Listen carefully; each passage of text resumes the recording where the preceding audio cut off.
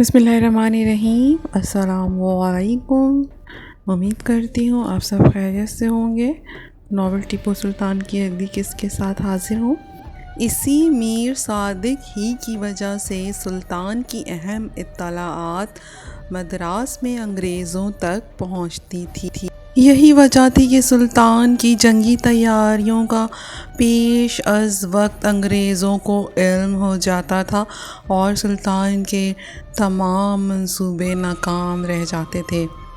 ٹیپو سلطان جب ہندوستان کی آزادی کے لیے آخری جنگ انگریزوں کے ساتھ لڑ رہے تھے، اس شیطان سیرت انسان نے قلعہ کا دروازہ بند کروا دیا تھا تاکہ انگریزوں کے ساتھ جنگ کرتے ہوئے سلطان واپس لوٹے تو قلعہ میں داخل نہ ہو سکے۔ سلطان کی شہادت کے بعد سلطنت کی تقسیم کے لیے ایک کمیشن مقرر ہوا اور ٹیپو سلطان کی اولاد کو ان کے حقوق سے محروم کر دینے کا مشورہ اسی غدار نے دیا تھا۔ دوسرا بڑا غدار میر غلام علی لنگڑا تھا۔ یہ بہت چالاک، تیز اور عیار تھا۔ سلطان نے اس پر اتنی مہربانی کی کہ اسے ترکی میں اپنا سفیر بنا کر بھیجا۔ حد درجہ کا بے ایمان، بد دیانت اور دھوکہ باز انسان تھا۔ ترکی سے جب واپس آیا تو ترکی کی حکومت نے سلطان کے لیے بہت سے تحائف بھیجے جو اس نے سلطان کو دیے ہی نہیں۔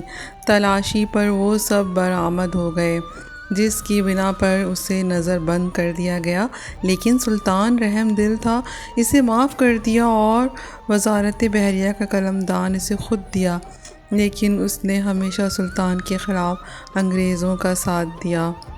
غداری میں تیسرے نمبر پر دو بھائی آتے ہیں، ایک قمر الدین اور دوسرا معین الدین۔ یہ دونوں ٹیپو سلطان کے سوتیلے ماموں بھی تھے۔ میر معین الدین کی بیٹی سلطان کی بیوی تھی۔ ٹیپو سلطان سے پہلے سلطان حیدر علی کے دور میں بھی معین الدین نے غداری کا ثبوت دیتے ہوئے مرہٹوں سے ساز باز کی تھی، لیکن اسے معاف کر دیا گیا تھا۔ ایک دفعہ اس نے سلطان حیدر علی کی موت کی افواہ بھی اڑا دی تھی۔ یہ افواہ سن کر اس کا بھائی قمر الدین غداری میں پیش تھا۔ ایک لشکر لے کر سرنگا پٹم کی طرف روانہ ہو گیا تھا تاکہ وہ خود سلطان کی جگہ حکمران بن جائے۔ سلطان نے ان دونوں کو ان کی ان غداریوں کی وجہ سے نظر بند کر دیا تھا، لیکن بعد میں رہا کر دیا۔ ان دونوں بھائیوں نے مل کر انگریزوں اور نظام دکن سے گرم کنڈہ کی جاگیر پہلے ہی لکھوا لی تھی اور وعدہ کیا تھا کہ سلطان کے خلاف ہر قسم کی کارروائیوں میں انگریزوں کی مدد کریں گے۔ ٹیپو سلطان کی سلطنت میں چوتھا بڑا غدار پورنیا آتا ہے۔ ٹیپو سلطان کے باپ سلطان حیدر علی کے دور میں اچھے عہدے پر ملازم ہوا، ترقی کرتے کرتے مالیات کا وزیر بنا، بعد میں سلطنت کا دیوان بنا دیا گیا تھا۔ سلطان کے تمام محکموں پر اس کا اقتدار تھا۔ یہ غداروں کا غدار تھا، ہر سازش میں شرکت کرتا تھا، بعض اوقات سازش اور غداری کی رہنمائی بھی یہی کرتا تھا۔ چنانچہ یہی غدار ملک تھا جس نے عین لڑائی کی حالت میں تنخواہ تقسیم کرنے کے بہانے لشکر کی بڑی تعداد کو محاذ جنگ سے ہٹوا لیا تھا۔ یہ اپنے دو اشخاص ترمل راؤ اور کشن راؤ کے ذریعے سلطان کی تمام جنگی تیاریوں اور کارروائیوں کی اطلاعات انگریزوں کو پہنچایا کرتا تھا۔ پانچواں بڑا غدار امیر قاسم علی تھا۔ اس کی تمام عمر سلطان کی ملازمت میں گزری تھی۔ سلطان کو اس پر بہت اعتماد بھی تھا، چنانچہ اس ظالم کو وقتاً فوقتاً انعامات سے بھی نوازا جاتا تھا۔ پہلے یہ سرنگا پٹم کے قلعہ کا افسر تھا۔ سلطان کے خلاف اس نے آخری جنگ میں غداری کی۔ میر قاسم نے حیدرآباد جانے کی سلطان سے رخصت لی۔ سلطان اس کی غداری سے آگاہ نہیں تھا، لہٰذا اسے رخصت دے دی گئی۔ یہ شخص حیدرآباد جانے کے بجائے انگریزوں سے جا ملا اور انگریزوں کے لشکر کو قلعہ کے کمزور حصوں سے آگاہ کیا۔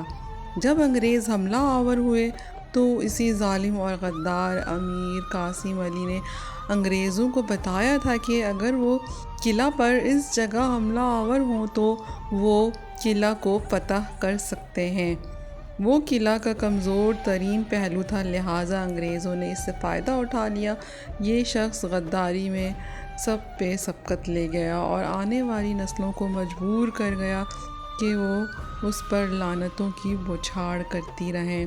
اگر یہ شخص غداری نہ کرتا تو آج ہندوستان کا نقشہ کچھ اور ہوتا۔ چھٹا بڑا غدار بدرالزماں تھا۔ یہ سلطان کے خلاف اس وجہ سے ہوا تھا کہ وہ سلطان کی دامادی کا آرزومند تھا، لیکن سلطان نے اپنی لڑکی کی شادی کسی اور شخص سے کر دی تھی۔ میر صادق جیسے غدار نے بھی کئی بار سلطان سے شکایت کی کہ بدرالزماں سلطنت کا خیر خواہ نہیں ہے۔ اس کی ان کوتاہیوں کو دیکھتے ہوئے ایک بار ٹیپو سلطان نے اسے نظر بند بھی کر دیا تھا، لیکن بعد میں رحم دلی سے کام لیتے ہوئے اسے معاف کر دیا اور دوبارہ اسے وزیر بنا دیا۔ بدرالزماں نے انتقام لینے کی خاطر سلطان کی مخالفت شروع کر دی اور اس غیر ذمہ دار شخص نے صرف ذاتی رنجشوں کی وجہ سے ٹیپو سلطان کو نقصان پہنچانے میں بہت بڑا کردار ادا کیا۔ ٹیپو سلطان کے کردار کی سب سے بڑی کمزوری یہ تھی کہ وہ بہت زیادہ رحم دل تھے۔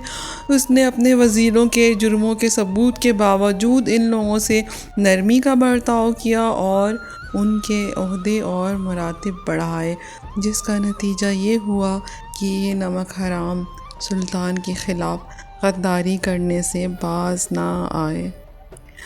تو پیارے سامعین، ویڈیو پسند آئی تو پلیز میرا چینل سبسکرائب کریں۔ شکریہ۔